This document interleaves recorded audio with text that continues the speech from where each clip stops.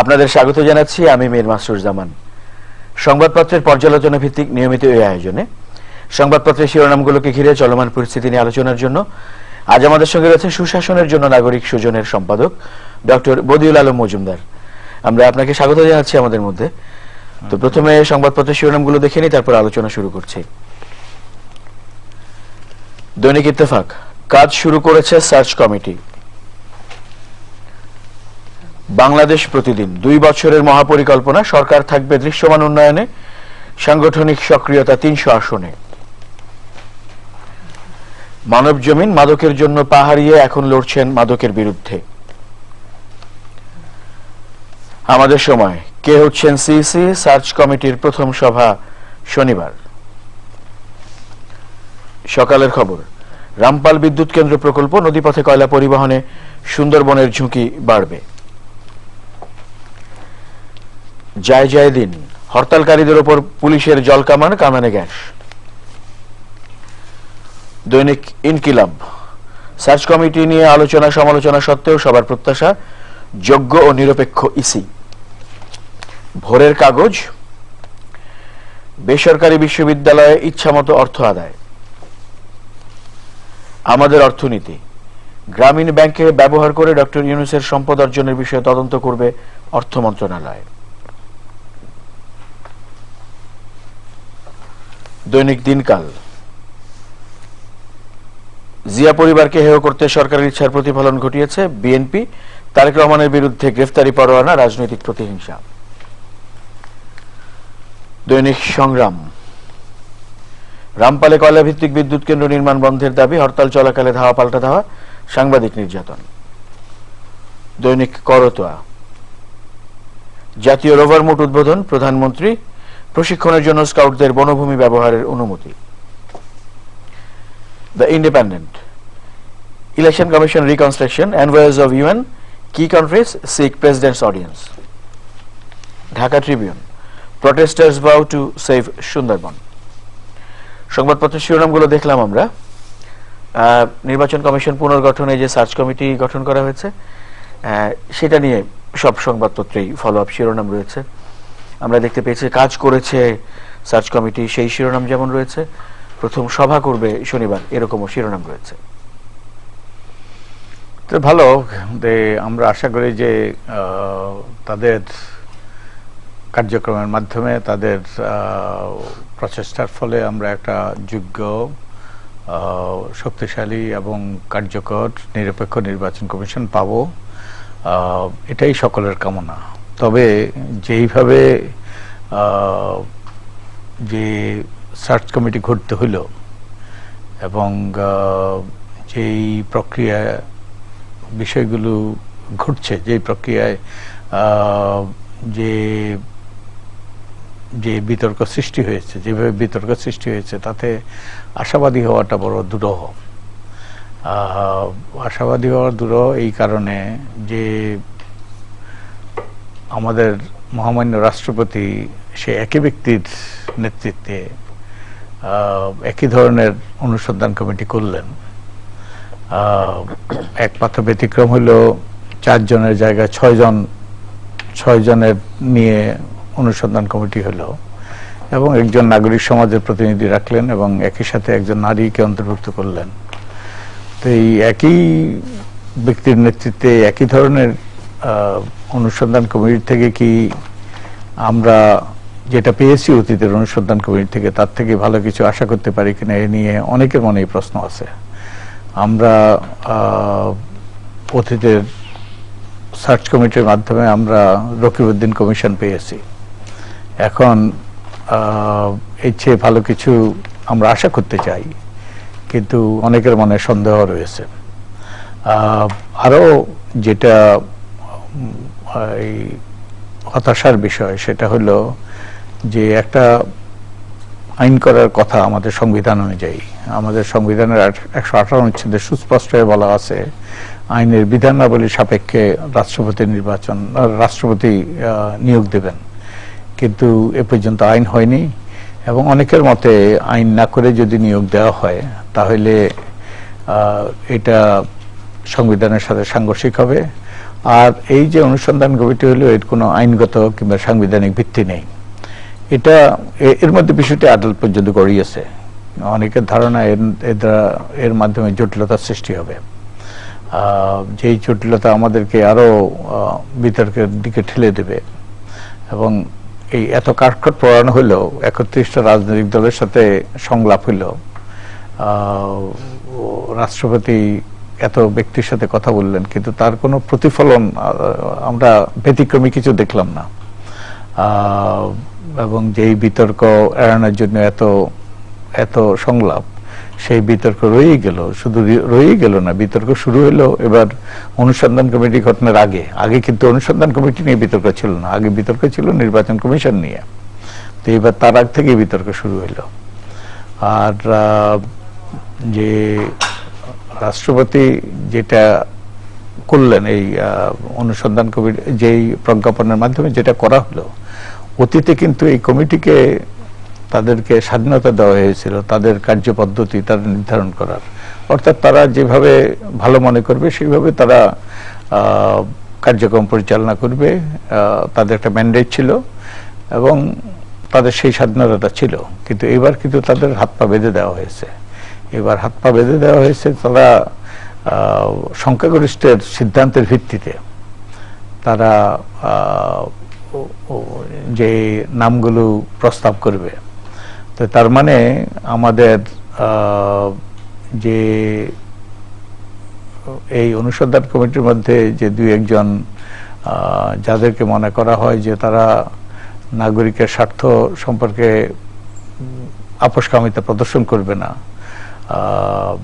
তারা সে ব্যাপারে যথার্থ ভূমিকা পালন করবে, তাদেরও খুব একটা ভূমিকা রাখার এই চূড়ান্ত সিদ্ধান্ত প্রভাবিত করার সুযোগ থাকবে না। কারণ মেজরিটি সংখ্যাগরিষ্ঠ সিদ্ধান্তে যদি হয়। তো এ নিয়ে অনেকের মনেই সন্দেহ আছে, অনেকের মনে প্রশ্ন রয়েছে। আর এছাড়াও আরেকটা বিষয় যেটা রাষ্ট্রপতি করতে পারতেন, যেটা তিনি করলেন না, যে এই প্রজ্ঞাপনের মাধ্যমে এই প্রক্রিয়াটাকে স্বচ্ছ করতে পারতেন। তিনি বলতে পারতেন, এই প্রজ্ঞাপনের মাধ্যমে বলা যেত যে অনুসন্ধান কমিটি নাম আহ্বান করতে পারে এবং তারা কতগুলো যোগ্যতার মানদণ্ডের ভিত্তিতে তারা একটা শর্ট লিস্ট তৈরি করতে পারে এবং শর্ট লিস্টের নামগুলো, যারা শর্ট লিস্টে থাকবে তাদের অনুমতি সাপেক্ষে নামগুলো প্রকাশ করতে পারে, যাতে জনগণ জানবে কাদেরকে বিবেচনা করা হচ্ছে। এবং এরপরে যারা শর্ট লিস্টে আছে তাদের সম্পর্কে একটা গণশুনানি করতে পারত, গণশুনানির বিধান করতে পারত প্রজ্ঞাপনে। এবং এরপরে যাদেরকে তারা সুপারিশ করবে, কেন সুপারিশ করলো সেই যৌক্তিকতা একটা রিপোর্টের মাধ্যমে, সেই যৌক্তিকতার ভিত্তিতে তারা একটা রিপোর্ট তৈরি করতে পারত এবং জনসমক্ষে প্রচার করতে পারত, প্রকাশ করতে পারত। এতে যেটা হতো, এটা প্রক্রিয়াটা স্বচ্ছ হতো এবং প্রক্রিয়াটা স্বচ্ছ হলে অপেক্ষাকৃত গ্রহণযোগ্য ব্যক্তিদের নিয়ে নির্বাচন কমিশন গঠনের পথটা উন্মুক্ত হতো এবং একই সাথে সুষ্ঠু এবং নিরপেক্ষ নির্বাচনের পথও প্রশস্ত হতো। কিন্তু এগুলো না করে যেটা করা হলো অতীতের মতোই, বরং তাদের হাত পা বেঁধে দিয়ে, এটা অনেকের মনেই আশঙ্কার সৃষ্টি করে যে কিরকম নির্বাচন কমিশন আমরা পারবো। তবে আমরা আশা করতে চাই যে যারা নির্বাচন কমিশনে অন্তর্ভুক্ত হয়েছেন তারা সম্মানিত ব্যক্তি, তারা জাতির স্বার্থে, জনগণের স্বার্থে, বৃহত্তর স্বার্থে, আমাদের ভবিষ্যৎ বংশধরদের স্বার্থে, সুষ্ঠু নির্বাচনের খাতিরে তারা যে এমন একদল ব্যক্তিকে তারা সুপারিশ করবেন যাদের উপর মানুষের আস্থা থাকবে। আর এছাড়াও আমরা আরেকটা জিনিস দেখতে চাই এই অনুসন্ধান কমিটির মাধ্যমে, যে আগের নির্বাচন কমিশন, হুদা কমিশনের মতে এবং অনেকের মতেই, যে 5 জনের নির্বাচন কমিশন, এই সংখ্যাটা অনেক বড় সংখ্যা, অনেক বেশি। এবং অনেকের মতে 3 জনের বেশি আমাদের হওয়া উচিত নয় নির্বাচন কমিশনে, 3 জনকে নিয়ে নির্বাচন কমিশন হওয়া উচিত। তো আমরা আশা করেছিলাম যে যে 5 জনের কথা না বলে, সংবিধানে বলা আছে সর্বোচ্চ 5 জন, কিন্তু এখানে যদি প্রজ্ঞাপনে যদি 5 জনের কথা না বলা হতো তাহলে তারা 3টা পদের বিপরীতে তারা সুপারিশ করতে পারত। আর এছাড়াও আরেকটা যে জিনিস হওয়া দরকার সেটা হলো একটা ধাপে ধাপে নিয়োগ হওয়া দরকার, স্ট্যাগার্ড অ্যাপয়েন্টমেন্ট যেটাকে বলে, যেমন যেটা হতে পারে এখন বোধহয় হওয়ার সম্ভাবনা খুব ক্ষীণ, যে প্রথম প্রধান নির্বাচন কমিশনারকে নিয়োগ দেওয়া যেতে পারে, এবং প্রধান নির্বাচন কমিশনের নিয়োগ দেওয়ার পর প্রধান নির্বাচন কমিশন এবং অনুসন্ধান কমিটি মিলে তাদের যৌথভাবে তারা 6 মাস পরে আরেকজনের নাম প্রস্তাব করতে পারত, যাকে 6 মাস পরে নিয়োগ দেওয়া হবে, এরপরে আরো 6 মাস পরে নিয়োগের আরেকজনের নাম প্রস্তাব করতে পারত। এইভাবে যদি ধাপে ধাপে নিয়োগ করা হইতো তাহলে এই নির্বাচন কমিশনের ধারাবাহিকতা থাকতো। এবং আমাদের এখনকার যে সমস্যা, যদি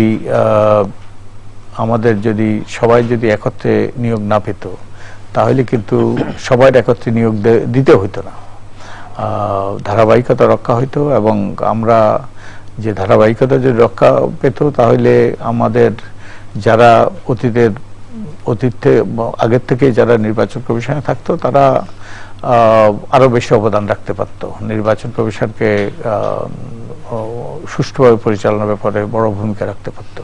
আমরা এখানে আরো শিরোনাম দেখছি, এটি সব সংবাদপত্রই রয়েছে বিভিন্ন ভাষায়। সেটি হচ্ছে সুন্দরবন রক্ষায় হরতাল ছিল তেলগাছ রক্ষা জাতীয় কমিটির, সেই হরতালে পুলিশের কড়া অ্যাকশন, জলকামান, টিয়ার শেল, 2 সাংবাদিককে বেধড়ক পিটুনি।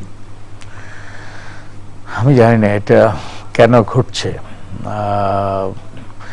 হ্যাঁ, হরতাল যদি স্বতঃস্ফূর্তভাবে মানুষ করে, কেউ যদি হরতাল করতে চায় কিংবা হরতাল করার জন্য উৎসাহিত করতে চায়, কোনো রকম কাউকে তাদের নাগরিক অধিকার থেকে বঞ্চিত না করে, বাধাগ্রস্ত না করে, তাহলে এখানে তো পুলিশের বাড়াবাড়ি করা কোনোভাবেই কাম্য নয়।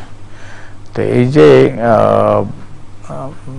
এবং এরা কোনো সুস্পষ্ট রাজনৈতিক দলেরও নয়। এই সুন্দরবনে রামপালের এই বিদ্যুৎ কেন্দ্র নিয়ে অনেক নাগরিকই অসন্তুষ্ট, অনেক নাগরিকই এর বিরুদ্ধে। এখন পুলিশের এরকম বাড়াবাড়ি কোনোভাবেই কাম্য নয়। এবং আমি ছবি দেখেছি যে পুলিশ তো খুব এই যেভাবে চড়াও হয়েছে সাংবাদিকের উপর, এটা যে রাজনৈতিক প্রতিপক্ষের উপর সাধারণত হয়, অতীতে আমরা দেখেছি, কিন্তু এইভাবে যারা তাদের নাগরিকরা তাদের অধিকার নিয়ে যারা সোচ্চার হচ্ছে, এবং এখানে সাংবাদিকরা যারা এটা কভার করার চেষ্টা করছে, তাদের উপর চড়া হওয়া কোনোভাবেই কাম্য নয়, এটা গ্রহণযোগ্য নয় কোনোভাবেই। তো আমরা দেখেছি ওই যে সাংবাদিকের যেটি কথা বললেন আপনি শিরোনামে রয়েছে, সেখানে আবার এসআই কে বরখাস্ত করা হয়েছে, সেরকমও রয়েছে শিরোনামের মধ্যে। তো এই তো ঘটছে এখন, এই বরখাস্ত করা হচ্ছে, আবার কয়েকদিন বাদে এই বরখাস্তের আদেশ প্রত্যাহার করা হবে। এখন এদেরকে যদি দৃষ্টান্তমূলক শাস্তি না দেওয়া হয়, এরা তাহলে তো এই বাড়াবাড়ি চলছেই। এই পুলিশের, আমরা পুলিশ সপ্তাহ পালিত হচ্ছে, পুলিশ অনেকগুলো গুরুত্বপূর্ণ কাজ করছে, অনেকগুলো প্রশংসনীয় কাজ করছে আমাদের জঙ্গি দমনের ক্ষেত্রে ইত্যাদি ক্ষেত্রে, কিন্তু এই যে পুলিশের হাতে অনেক ব্যক্তি, অনেক মানুষ, অনেক নাগরিক হয়রানি হচ্ছে, এবং এ ব্যাপারে প্রায় প্রত্যেকটা নাগরিকেরই কিছু না কিছু ওই যে কোনো না কোনো কাহিনী তাদের জানা আছে। তো এর কিন্তু একটা নিরপেক্ষ কর্তৃপক্ষের মাধ্যমে তদন্ত হওয়া দরকার, দৃষ্টান্তমূলক শাস্তি দেওয়া দরকার। পুলিশকে একটা সার্ভিস, একটা সেবামূলক প্রতিষ্ঠানে পরিণত করা দরকার। পুলিশ সৃষ্টি হয়েছিল নিবর্তনমূলক প্রতিষ্ঠান হিসাবে, সেই আমাদের কলোনিয়াল মাস্টারদের আমলে। এখন এর তো পরিবর্তন হওয়া দরকার, এবং এই যে মানসিকতা, এটা কিন্তু পরিবর্তনের লক্ষণ নয়। আজকের মতো আমাদেরকে শেষ করতে হচ্ছে এই আয়োজন। অনেক ধন্যবাদ সময় দেওয়ার জন্য এবং আলোচনা করার জন্য। আপনাকেও ধন্যবাদ। প্রিয় দর্শক,